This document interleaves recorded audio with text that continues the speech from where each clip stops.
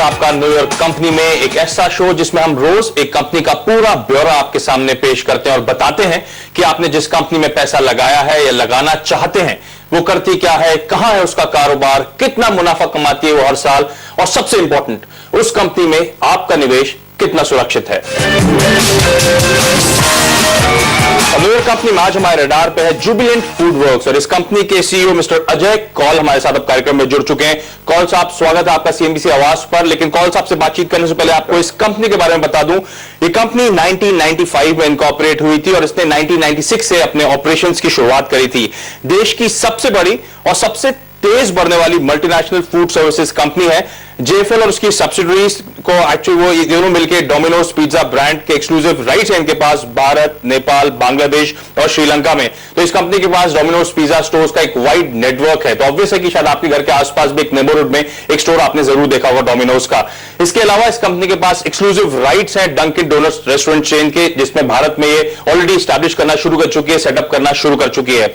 Mister Kaul, सबसे पहले क्योंकि मैं स्पेसिफिकली कह रहा हूं कि आप एक पिज्जा डिलीवरी स्टोर्स चलाने का काम करते हैं और आपका एक मास्टर फ्रेंचाइजी एग्रीमेंट है डोमिनोज इंटरनेशनल के साथ, इस एग्रीमेंट के बारे में सबसे पहले हमें बताएं। क्या ये सिर्फ एक ब्रांड नेम यूज करने के लिए है, ये एग्रीमेंट हुआ है, करार हुआ है, या फिर टेक्नोलॉजी शेयर या फिर ऑपरेशनल सपोर्ट भी आपको वहां से मिलता है, और आप दोनों के बीच में रेवेन्यू शेयरिंग किस तरह से होती है?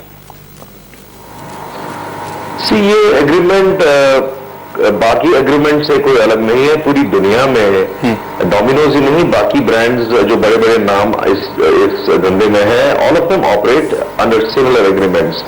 तो क्या होता है कि एक सर्टेन ज्योग्राफी के लिए, जैसे in this case India, Nepal, Sri Lanka and Bangladesh geography के लिए जुबिलेंट फूड वर्क्स को मास्टर फ्रेंचाइजी राइट्स दिए हैं, which means we will bring the Domino's brand into all these geographies. हमारी पूरी जितनी सेल होती है उसका एक certain percentage as royalty is what we pay back to Domino's Pizza International. Starting में बहुत ज्यादा हैंड होल्डिंग होती है। इन 1995-96 जब हमने इनके साथ में रिलेशनशिप शुरू की थी तब तो बहुत ज्यादा इनका आना जाना यहाँ था to help us set up factories. हमारी जैसे आज इंडिया में 4 फैक्ट्रीज हैं जिन्होंने हमने उसको अपग्रेड भी किया है, लेकिन ओरिजिनल फैक्ट्रीज जो थी उसमें उन्होंने काफी हेल्प की थी हमारी, in terms of processes, in terms of standards and so on. हमारी वेंडर डेवलपमेंट 1995-96 में इंडिया में मोज़रेला चीज सप्लाई करने वाला कोई ऐसी पार्टी नहीं थी। इसी तरह से फ्लावर में, सॉस में और बहुत सारे अदर इंग्रेडिएंट्स में भी पार्टीज नहीं थी। तो उन्होंने उस वक्त हमारे साथ काम करके डोमिनोज इंटरनेशनल ने लोकल इंडिया लेवल पे हमने धीरे धीरे वेंडर्स डेवलप भी करने शुरू किए, क्वालिटी स्टैंडर्ड्स लाने शुरू किए, सैनिटेशन एंड हाइजीन स्टैंडर्ड्स इनके बहुत हाई हैं because they are an American company जो पूरी दुनिया भर में फॉलो होते हैं। वो भी इन्होंने हमको हमारे साथ लाया। मिस्टर कौल, आप जब कह रहे हैं रॉयल्टी शेयरिंग होती है तो इसका परसेंटेज क्या होता है? इसका परसेंटेज मैं आपसे शेयर नहीं कर पाऊंगा नंबर, बिकॉज ये थोड़ी क्लासिफाइड सी इंफॉर्मेशन है, बट ये एक सिंगल डिजिट नंबर होता है, छोटा सिंगल डिजिट नंबर जो हम हर सेल पे इनको वापस पे करते हैं। क्योंकि मैं स्पेसिफिकली कह रहा हूं आप one of the largest growing chains हैं, कितने इस टाइम पे ऑपरेशनल आउटलेट्स हैं आपके, और ज्यादा इंपॉर्टेंट इस टाइम पे आपका मार्केट शेयर कितना है ऑर्गेनाइज पिज्जा मार्केट में, और जिसके लिए आप जाने जाते हैं पिज्जा होम डिलीवरी के लिए, इन दोनों स्पेसिफिक वर्टिकल्स में आपका मार्केट शेयर क्या है सर? ओके, सारे सवालों का जवाब एक एक करके दूंगा सो दैट लॉजिकली ये कंस्ट्रक्ट आपके दिमाग में भी हो जाए। पूरा जो ये फूड सर्विस मार्केट इंडिया में है, it is a very large thing because इसमें स्ट्रीट साइड जॉइंट्स भी आते हैं, इसमें हर तरह की चीजें होती हैं। But over the last 10-15 years कुछ मल्टीनेशनल प्लेयर्स ने आके इसमें फास्ट फूड लाया यहाँ पे, जैसे बर्गर हो गए, पिज्जा हो गए, और भी डिफरेंट चीजें हो गई। ये बहुत तेजी से ग्रो कर रहे हैं और इनके बीच में Domino's pizza which is Jubilant Food Works, you are right, सबसे तेजी से आगे बढ़ रहा है। आज हमारे पास में 489 स्टोर्स हैं as of 30 June, 489 stores in 110 cities in India. We are the largest multinational food service brand in the country. In fact जो हमारे कॉम्पिटिटर है वो हम उनसे कम डबल साइज के हैं। So that will give you an idea, आपको अनुमान लगेगा कि हम कितने बड़े हैं comparison to them. We are the fastest growing. And जहां तक शेयर की बात है, और इंटरेस्टिंग सा सवाल आपने पूछा है, पिज्जा मार्केट में हमारा शेयर करीब वी बिलीव 60% का है। अगर आप पिज्जा डिलीवरी की सिर्फ बात करें, बिकॉज आपको शायद ये अंदाज होगा कि हम पिज्जा डिलीवरी में एक्सपर्ट्स हैं, एंड वहां हमारी इंडोमिटेबल पोजीशन है, वहां हमारा मार्केट शेयर लगभग 70-72% होना चाहिए। So we are a formidable player in the food services industry. इसी का फॉलोअप क्वेश्चन एक्चुअली, आपकी कंपनी डाइनिंग्स के लिए ज्यादा जानी नहीं जाती, होम डिलीवरी एस्पेक्ट के लिए आप ज्यादा फेमस हैं ग्लोबली भी, पर भारत में ये कितना मॉडल सक्सेस हो रहा है? क्योंकि ए सिटीज हो या फिर मेट्रो सिटीज हो, वहां पे मैं समझता हूं कि होम डिलीवरी का कंसेप्ट ज्यादा होगा, लेकिन क्योंकि आपकी कंपनी लगातार एक्सपैंड कर रही है, लास्ट क्वार्टर में भी जो आप सिटीज में एक्सपैंड कर रहा है, राउरकेला, दुर्गापुर, हिसार, दार्जिलिंग जैसे सिटीज में, यहां पे आमतौर पर माना जाता है कि जब आदमी या फिर कोई कंज्यूमर स्पेंड करता है तो उसे एक फील चाहिए, उसे एक कंफर्ट चाहिए, उसे एक आउटिंग एंजॉय करने का मौका मिलता है जब वो पैसे खर्च करता है। तो जब आप इन 20 सिटीज में एक्सपैंड कर रहे हैं तो किस तरह से दिक्कत फेस कर रहे हैं? क्या फिर आप अपना जो मॉडल है उसे थोड़ा सा बदल के डायमंड्स पे ज्यादा फोकस करना शुरू कर दिया आपने? बिल्कुल सही। इनफैक्ट ये आज की बात नहीं है, हमने ये डिसीजन कम से कम नहीं तो लगभग 4-5 साल पहले लिया था। आपका मानना भी बिल्कुल सही है। डोमिनोज का इंटरनेशनल मॉडल जो है, और जिस तरह से हमने इंडिया में भी प्रवेश जब किया था तो डिलीवरी पे ही ज्यादा फोकस था। तो करीब समझ लीजिए लगभग 70-80% हमारी जो सेल भी थी वो डिलीवरी से ही आती थी। फिर रिसर्च ने हमको बताया, और हमारा अपना भी एम्बिशन था कि एक स्टेज पे हम छोटे छोटे शहरों में भी इंडिया में जाएंगे, जैसे आपने वैसे ही कहा, राउरकेला, दुर्गापुर, हिसार, इस तरह के शहरों में कभी ना कभी तो जाएंगे। रिसर्च ने हमको क्लियरली बताया कि ऐसे शहरों में डिलीवरी की अपनी जगह जरूर होगी, लेकिन कंज्यूमर जो है वो ये भी चाहेगा कि वो बाहर निकले फैमिली और अपने दोस्तों के साथ में, और जाके बड़े अच्छे से एक एयर कंडीशन एनवायरनमेंट में जाके ये फास्ट फूड खाए। तो तब हमने बदलाव करीब 5 साल पहले लाया। तो हमारे बड़े शहरों में भी, जैसे आज की तारीख में ऑल्दो रेंटल प्रेशर हाई होते हैं दिल्ली, बॉम्बे वगैरह में, हमारे वहां पे भी जो स्टोर्स हम बना रहे हैं वो डिलीवरी सेंट्रिक स्टोर सिर्फ नहीं होते हैं, उसमें भी आप जाके आराम से बैठ के खा सकते हैं। करीब 20-25-30 कवर्स दिल्ली, मुंबई जैसे शहरों में, बैंगलोर में और थोड़ा बड़ा समझ लीजिए 30-35। पर जो ही हम छोटे शहरों में जाएं, जैसे राउरकेला हुआ या आपका भोपाल हो गया या आपका दुर्गापुर हुआ एंड सो ऑन, वहां पे 60-70 कवर्स भी हमारे की तरह के भी स्टोर्स हमारे बनते हैं। तो आपने बिल्कुल सही बताया दैट आज की तारीख में हमारे स्टोर जो है डिलीवरी सेंट्रिक तो है ही, लेकिन उनमें डाइनिंग की भी फैसिलिटी है। ओके। एंड आज हमारा लगभग यूं समझिए कि 50% के थोड़ा ऊपर ही हमारा डिलीवरी बिजनेस है, और 50% के थोड़ा सा नीचे हमारा डाइनिंग बिजनेस है। चलिए मिस्टर गॉल, एक वक्त तो चला है छोटे से ब्रेक पर, लेकिन ब्रेक पे जाने से पहले बता दूं, इस कंपनी यानी कि जुबिलेंट फूड वर्क्स का मार्केट कैप करीब 7,350 करोड़ रुपए का है। इस कंपनी में प्रोमोटर्स का हेल्दी करीब 56 से 57% के आसपास का हिस्सा है, और आज की गिरावट के बावजूद इस कंपनी ने इस साल यानी कि जनवरी से अब तक 50% तक के पॉजिटिव रिटर्न्स अपने शेयरधारकों को दिए हैं।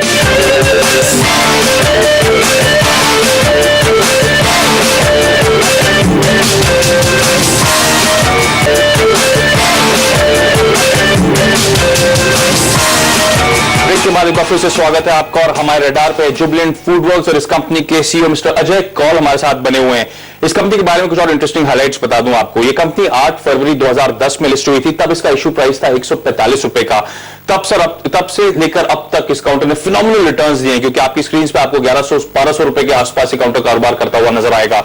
मिस्टर कौल, हाल में आपने घोषणा करी थी कि आपने डंकिन डोनट्स नाम की कंपनी जो अमेरिका बेस्ड है उसके साथ टाइप करा, और बीते क्वार्टर में आपने करीब 3 शायद वहां से एक आउटलेट्स भी सेटअप करे हैं। क्या आप और ऐसे टाइप्स के वर्कआउट कर रहे हैं? क्योंकि अभी आपके पास डोमिनोज की फ्रेंचाइजी एग्रीमेंट्स हैं, आपके पास डंकिन डोनट्स के हैं, इसके अलावा भी क्या आप अवर्स हैं कि फर्दर ग्रो करेंगे, या फिर किसी से बातचीत चल रही है कि नहीं? जरूर चल रही है। इसके पहले मैं डंकिन पे जरा 2 मिनट स्पेंड करना चाहूंगा।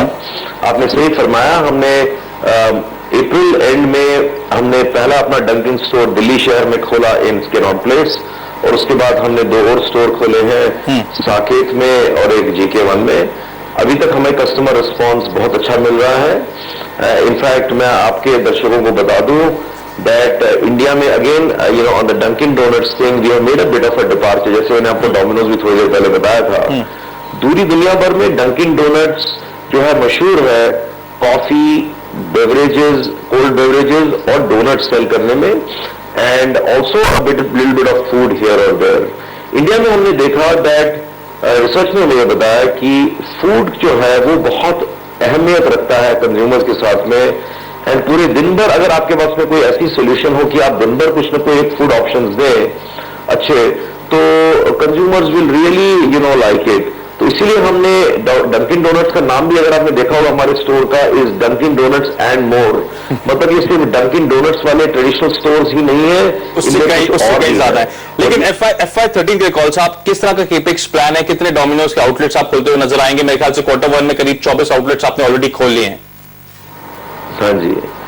तो जहां तक डोमिनोज का सवाल है, हम खोलेंगे पूरे साल में, हमारी गाइडेंस है कि हम कम से कम 100 स्टोर खोलेंगे। लास्ट ईयर हमने 87 स्टोर्स खोले थे, इस साल हमारा अनुमान है हम 100 स्टोर खोलेंगे। अच्छा, एक चीज समझ आता था, जब आप एक स्टोर खोलने की बात करते हैं, आप कह रहे हैं इस पूरे साल में 100 स्टोर्स खोलेंगे, यानी 76 और अगले 3 क्वार्टर्स में खुलते हुए नजर आएंगे। एक एवरेज कॉस्ट क्या होती है इन स्टोर्स को सेटअप करने के लिए?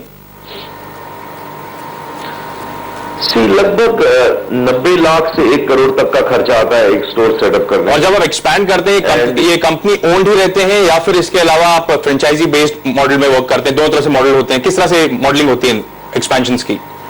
नहीं, हम लोग, हमारा तो बिल्कुल क्लियर स्ट्रेटजी है इंडिया के लिए, दैट हम लोग फ्रेंचाइजी नहीं करते हैं, हम सारे स्टोर खुद खोलते हैं, चाहे वो डोमिनोज हो या डंकिन हो, बिकॉज ऑल्दो इसमें कैपिटल एक्सपेंडिचर रहता है। लास्ट ईयर हमने करीब 111 करोड़ का हमारा कैपिटल एक्सपेंडिचर था, इस साल हम कम से कम 150 करोड़ रुपया खर्च करेंगे।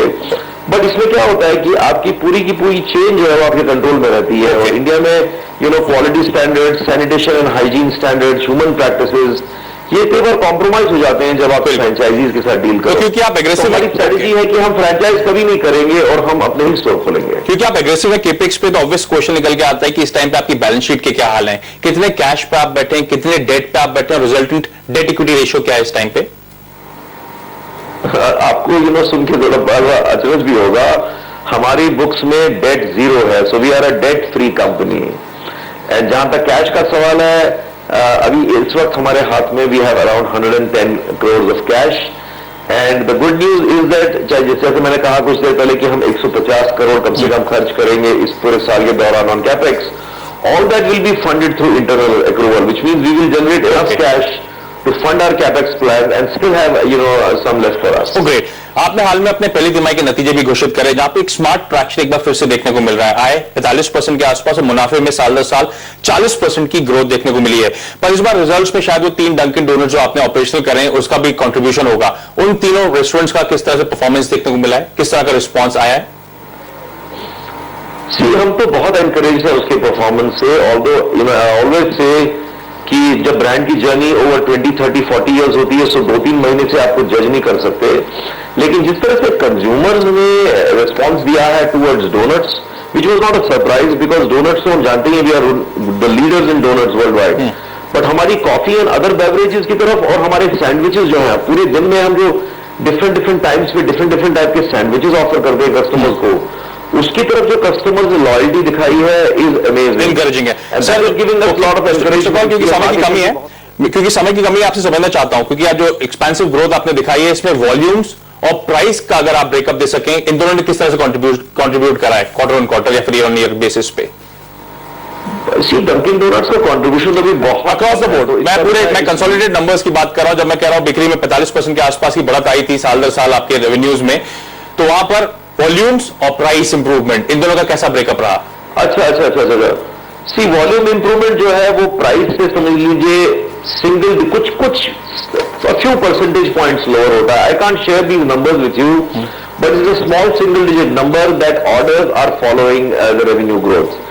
सेम स्टोर ग्रोथ आपको मालूम है हमारी 22.3% है इस क्वार्टर के लिए।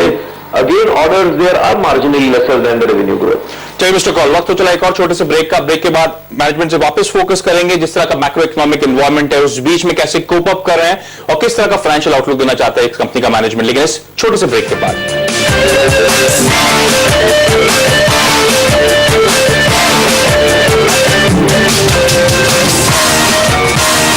ब्रेक के बाद आपका स्वागत है। जुबिलेंट फूडवर्क्स हमारे रडार पर और इस कंपनी के सीईओ मिस्टर अजय कौल हमारे साथ बने हुए हैं। कौल साहब, अब तक हमने आपकी कंपनी और उसके कारोबार के बारे में बात करी, लेकिन जो मैक्रो एनवायरनमेंट है वो काफी डिसअपॉइंटिंग नजर आ रहा है। हम स्लो डाउन फेस कर रहे हैं, इंटरेस्ट रेट्स अभी भी बेनाइन नजर नहीं आ रहे, इन्फ्लेशन ऑल टाइम हाइज के आसपास ही नजर आएगा आपको। कितने चिंतित है इस मैक्रो एनवायरनमेंट को लेकर आप, और क्या इस स्लो डाउन से आपके भी ग्रोथ को इंपैक्ट पड़ना शुरू हो चुका है?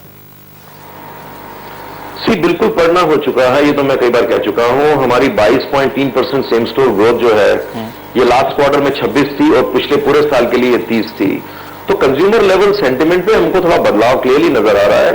बट पर्सनली मैं बड़ा ऑप्टिमिस्टिक हूं। आई थिंक गवर्नमेंट की तरफ से 5.3% जीडीपी ग्रोथ जो अभी पीछे लास्ट क्वार्टर की जो अनुमान आई थी, I think it's one of the lowest, and government realises कि अगर उनको कुछ करना है they will have to move fast. तो मैं तो पर्सनली बहुत ऑप्टिमिस्टिक हूं कि ये थोड़ा भी डाउन टर्न टाइप के सेंटिमेंट्स अभी हैं, लेकिन I think another 3-4 months government is going to take initiatives and again the GDP will climb back to 7% in the next 2-3 months. क्योंकि इन्फ्लेशन की हम बात कर रहे हैं और इन्फ्लेशन अभी भी बेनाइन, अभी भी कमजोर होते हुए नजर नहीं आ रहा है। कितना इंपैक्ट इन्फ्लेशन का पड़ रहा है, और क्योंकि आपने FY12 में पूरे साल में करीब 12% के आसपास का प्राइस इंक्रीज ऑलरेडी ले लिया है, क्या अभी भी जो इन्फ्लेशन इंपैक्ट इतना कर रहा है कि आपको प्राइस हाइक्स यहां से और करने पड़ सकते हैं?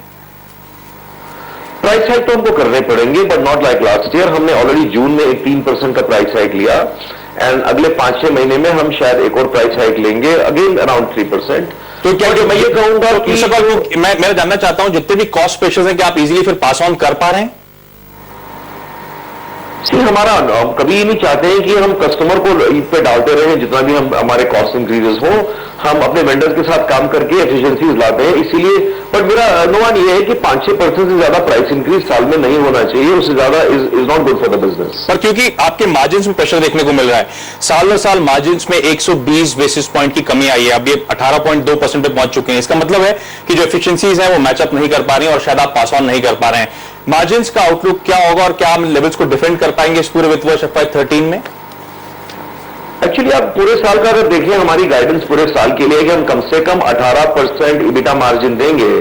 एंड अगर आप Q4 से कंपेयर करें तो हमने तो मार्जिन इस क्वार्टर में इंप्रूव किए हैं। Q4 में हमारी मार्जिन 18% थे, और इस क्वार्टर में हमारे मार्जिन 18.2% है, and this is after service tax का जो 0.4% का इंपैक्ट है, और डंकिन का भी पूरे एक क्वार्टर का इंपैक्ट है। सो मैं ये कहूंगा कि प्रेशर तो हमेशा रहेगा, लेकिन आपको अपनी ही एफिशिएंसीज बनानी है, and that is the name of the game. So I am confident that हम 18% प्लस ही डिलीवर करेंगे EBITDA margin for the whole year. Mister Kaul, एक चिंता की बात सभी एनालिस्ट के दिमाग में, क्योंकि आपकी कंपनी एक सिग्निफिकेंट प्रीमियम वैल्यूएशंस पे ट्रेड करती है, लेकिन जो सेम स्टोर सेल्स की ग्रोथ है उसमें खासी गिरावट देखने को मिल रही है। Q2 2011 में 44% पे एक ग्रोथ थी, जो बीते क्वार्टर यानी कि Q1 के जो नंबर्स आपने पोस्ट करे हैं उसमें 22% के आसपास गिरती हुई नजर आ रही है। कि एक और एनालिस्ट ये मानते हैं कि एक बेटर इंडिकेशन होगा डिमांड एनवायरनमेंट का, या फिर कितने हेडविंड्स आप फेस कर रहे हैं। FY13 के लिए किस तरह से गाइड करना चाहेंगे, और वो 44 तक के नंबर्स अब इट्स गॉन बाय, अब वो वापस देखने को कभी नहीं मिलेंगे? 44% मुझे लगता है थोड़ा क्लियरली टफ है। We really need some strong macro economic conditions, but हमारे पूरे साल की गाइडेंस है कि हम कम से कम 18% सेम स्टोर को दिखाएंगे, कम से कम।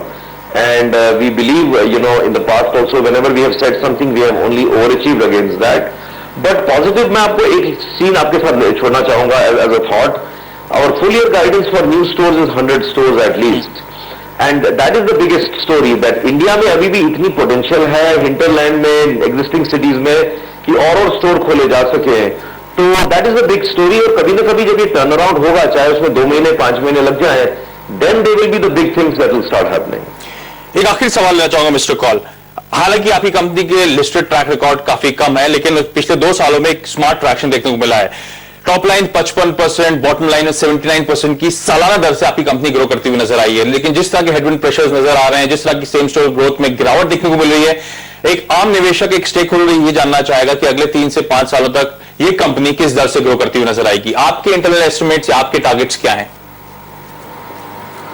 मैं आपको सेम स्टोर ग्रोथ या सिस्टम लेवल ग्रोथ के नंबर्स नहीं बता पाऊंगा, but in terms of store potential, कितने स्टोर हमारा अनुमान है कि हम खोल सकते हैं इंडिया में, आई थिंक 5 साल from now, I see no reason why we should not be in the region of 1200 stores or so, if not more.